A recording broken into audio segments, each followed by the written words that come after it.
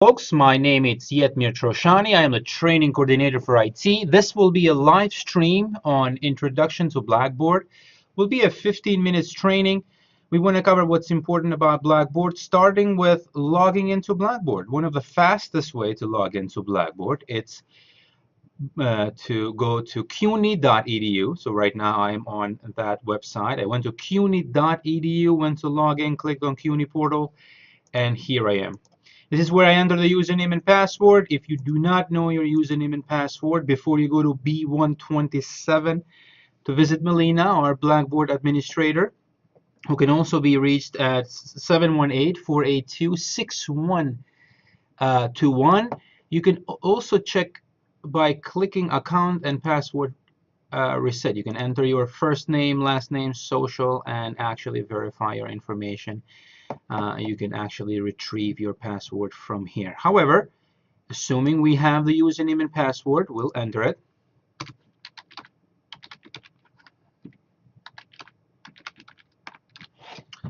And log in. Not going to remember it for now. Click on Blackboard. You should see your courses under My Courses block. One of the most important things, the first thing an instructor sees here, it's the course not currently available. It is important that to know that the course indeed is available to the instructor. It's not available to the students.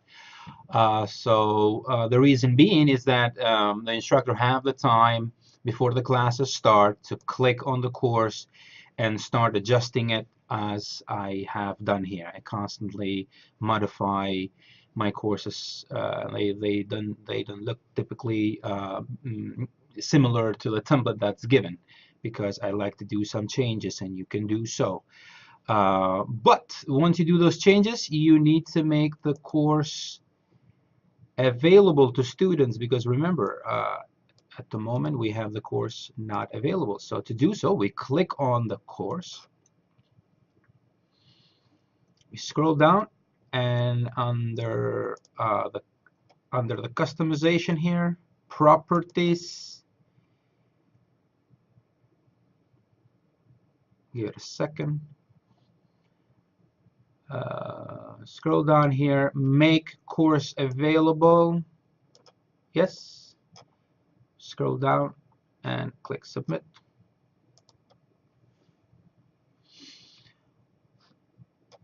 We know that changes have been made, because if we go back to the home page of Blackboard, we do not see the extension anymore, which was course not available. Now the course is available to the students. A couple of important things to know that you may be using towards the semester. You can easily create groups. Groups are very useful in the class, as we all know. You can create groups very simply by going to groups, and make sure the mode is on here, so you have the ability to create groups. One of my favorite ways to create groups is to go to create group sets and random enroll. This option allows me to quickly, I can just create here my group. It allows me to, before I go to tool availability, I love to show this option, which is, would you like to create a group, number of students per group? Or in my case, I always do number of groups. So I make 4 groups, and Blackboard will actually enroll all the students for me. I love this option right here. It's quick and easy for me to do. But as I go up here, I may not want to give all the tools available to them. It just gets really busy, so you make a choice depending on your course.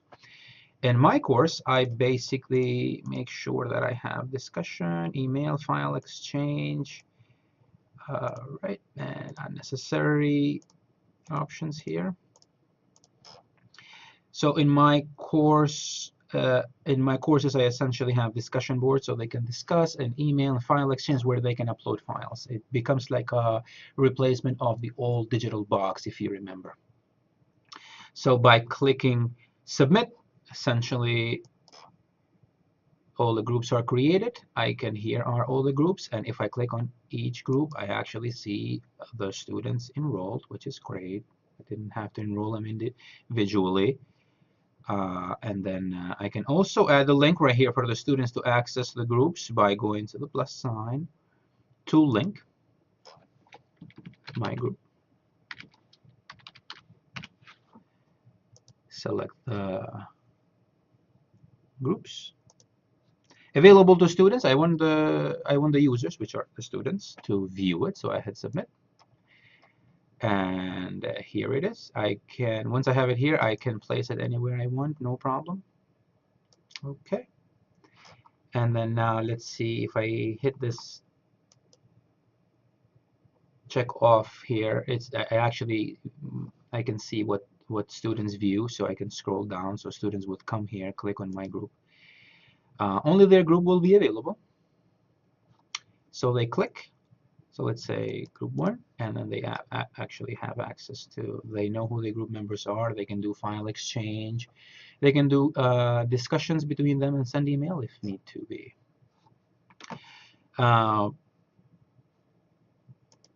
You also can, you might have seen at the beginning, I like to keep my names, the names of the courses short. They start to get really long here, and students get confused, especially when they have 4 or 5 courses.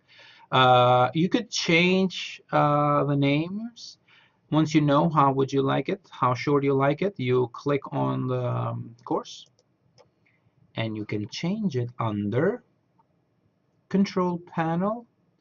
We go back to the customization, properties,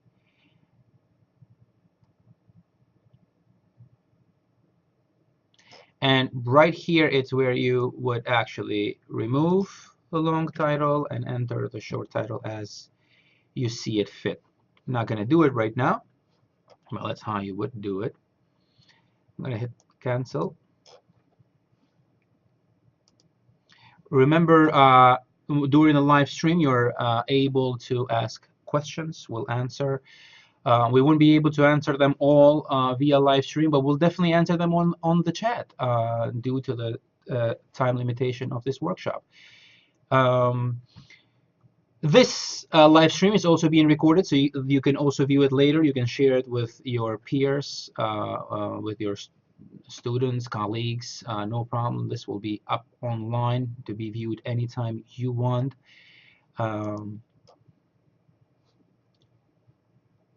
One more thing you may want to do here in the course that I do it all the time is creating sections, and by simply adding dividers.